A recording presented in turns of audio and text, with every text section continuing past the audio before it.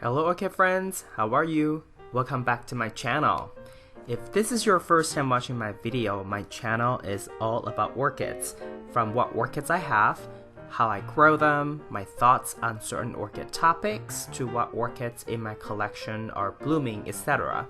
So if you want to follow along my orchid hobby adventure, please consider subscribing to my channel and turn on the notification. Today we have a Dendrobium phalaenopsis orchid. This one is called Burana Diamond.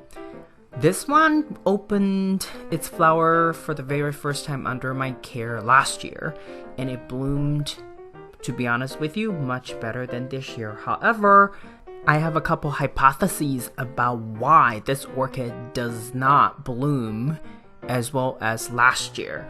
But let's go back in time to see how this orchid has progressed in my new environment.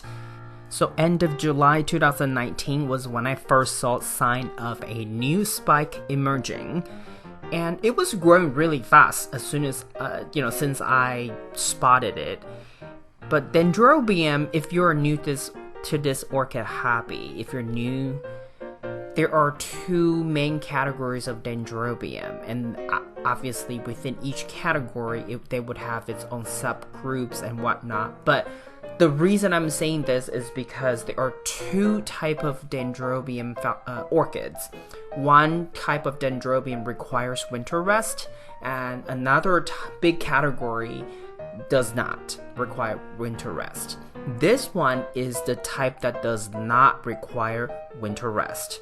But let's just talk a little bit about the winter rest Dendrobium, because every time I talk about a Dendrobium orchid in my video, I always get a lot of questions about, oh, does this one need winter rest and how do I deal with it, and what are the general rule of thumbs for Dendrobium orchids that require winter rest. So, I mean, what it means really is that type of Dendrobium would gradually lose its leaves and then eventually become dormant. But when they're dormant, they may still need water, but it's just not as much as the amount that you typically provide to this type of orchid when they're in their active growth. So for me at least, for orchids, like for example, if you have Dendrobium nobile type, they require winter rest. So as they gradually lose its leaf, I will gradually reduce the amount of water. So there is really no rule of thumb about how much water you're supposed to reduce, but the way that I reduced it is, for example, if I give only half a cup each time, because sometimes these orchids are larger, they are in a bigger pot, so I do half a cup. Then I would then, reduce quarter of it, right? So, or another quarter of it, each week, or every 2 weeks, I'll gradually reduce to a point where when it does not have any leaf anymore, and it's say, November, December, then I really only need to provide for, for me, I remember giving about quarter cup each 3 to 4 months or so. So think of it about a monthly watering routine for Dendrobiums that require winter rest in winter time.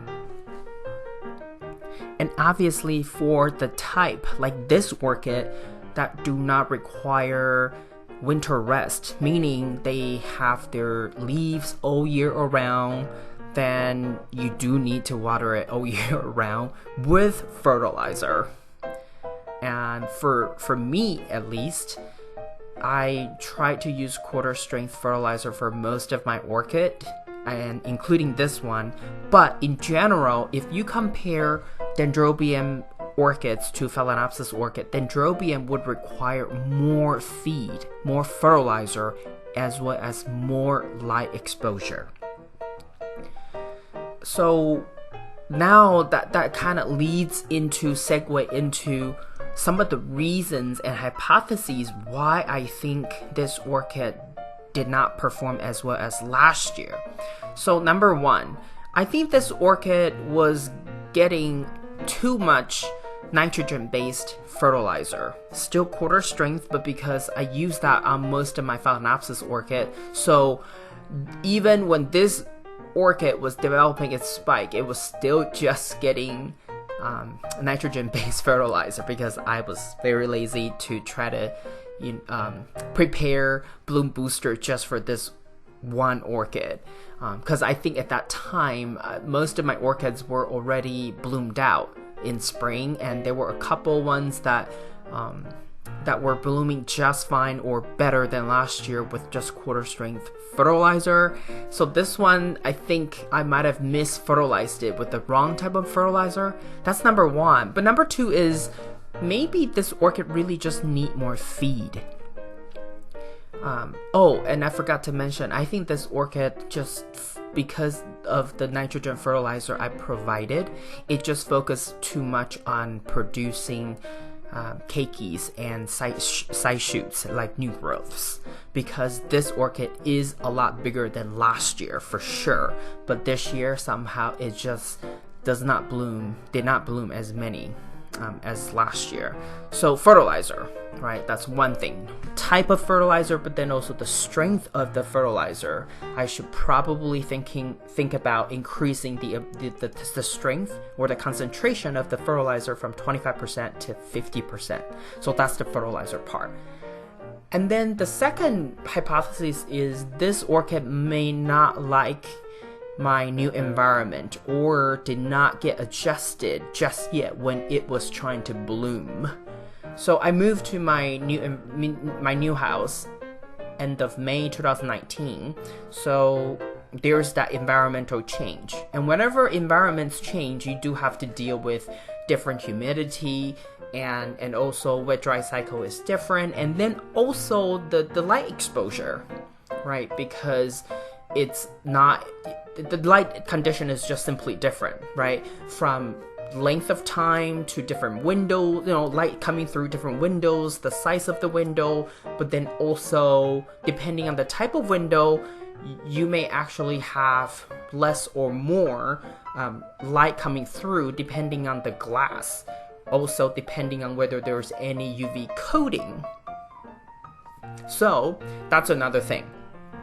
And then if this orchid did receive did receive insufficient light exposure, then my next fix would then be to move my LED lights a little bit more toward this orchid so that this orchid can receive more light exposure. So I think the light exposure part is an easier fix, but then with the fertilizer, it's kind of difficult because I have to come up with another separate root regimen.